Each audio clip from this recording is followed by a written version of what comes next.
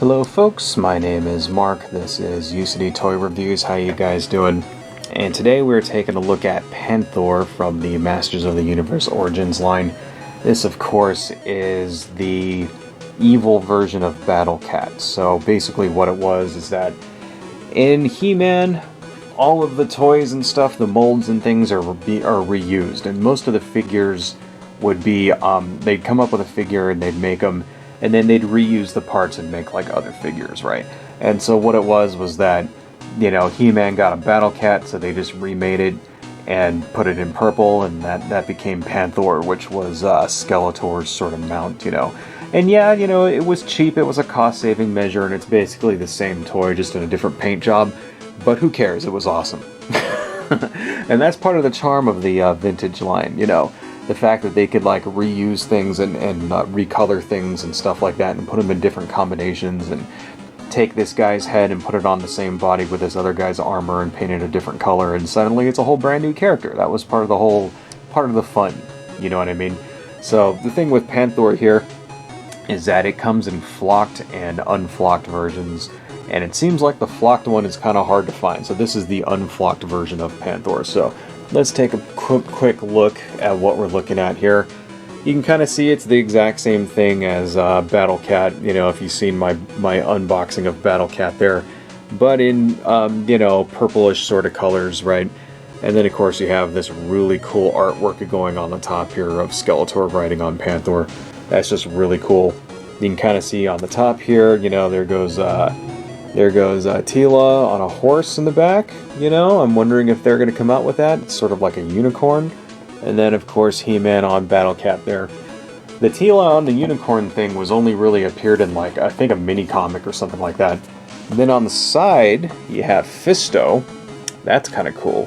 And then this dude, I don't really know what that guy's name is, but I think he shows up inside of the, inside of one of the art books. He's like a figure that never got made, like a guy that never got past like the concept phase.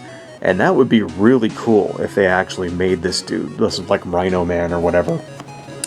Then of course on this side you have a couple of little lizard dinosaur looking things. That's always cool. On the back, let's take a look at this. Okay, fiercely obedient to Skeletor, Panthor carries his nefarious master into combat.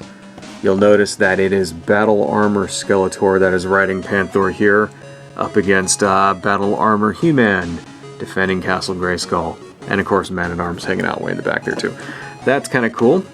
So here is Panthor, of course, obviously. And then we have some other guys, Battle Armor He-Man, She-Ra. We made a video for these guys already. Roboto, Battle Armor Skeletor, still don't have one of those. Merman, Zodak, Battle Cat, and of course Panthor. So, still have not managed to find either Battle Armor He-Man or Battle Armor Skeletor. But let's get this thing open. Alright, so let's see here. Got my little handy dandy thing to kind of cut off the tape. And let's open him up and pull this guy out. So, from what I understand, the flocked one is a little harder to find, so if you find one of those in the stores, you know, it may be worth keeping the packaging intact. This particular Panthor, though, this version of it, not that hard to find. In fact, my local Target had a ton of them, but then again, I know that, you know, it's different depending on where you live or whatnot, right? Let's see, let's kind of get this thing off of here. Can we open that without? Yep, we can. And then we got another one down on his leg, and then one down on that leg, and then another one there. Alright. And there we go. Very easy once you have the appropriate tools. Alright, so let's see here. Pretty good build quality. Oh, he's got another rubber band around his head here. Let's see if we can just get that off. Yeah, okay. Very nice, very nice. Got that sort of screaming head thing and articulated jaw. It's basically the exact same sculpt as Battle Cat, so. And even this thing is the same, actually. Legs. This leg is a little loose. I'm not really digging that.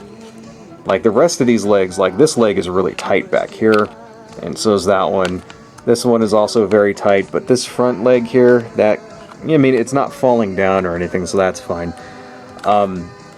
One thing I don't like about these, I wish they had joints at the foot right there, because then you could get some like really cool sort of like, you know,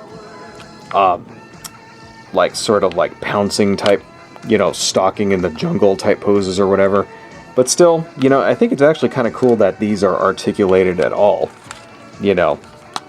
But let's set them down here, because as you're about to see when we do our comparison here, here is an old school Panthor from back in the 80s, and as you can see, let's just kind of move this down. Old school Panthor doesn't have any movement at all. There's no articulation or anything. Just like Battle Cat, he was just one solid piece. In fact, that's like, you know, it is the exact same sculpt as Battle Cat, but just with some like purple flocking on it. And this is not, of course, my original Panthor that I owned as a kid. I bought this one secondhand. It's actually in kind of semi-decent shape. I mean, there's a little bit of sort of like places where the flocking rubbed off a little on his legs over here and down there. And the thing with these vintage ones is that finding them in decent shape with all of the flocking on it is almost impossible.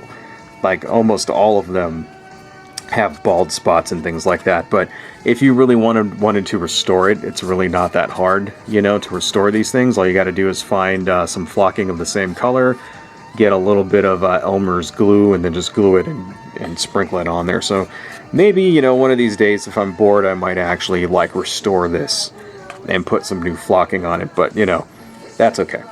So let's kind of compare what these guys look like with each other. Let's kind of get rid of these things here. And as you can see, kind of the same story with Battle Cat, right? New Panthor is way bigger than old Panthor. He's like heads and shoulders bigger than him.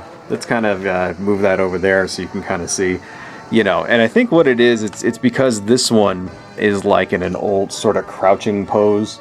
And that's the thing, is that you can't really make this same pose with like new Panthor. You can't really do it, you know what I mean? Like, you can kind of do something like it, but because the legs don't have like feet that move, it looks a little awkward, you know, if you try to do these sort of stalking poses. So that's really my only complaint with these, but I mean, everything else looks really cool.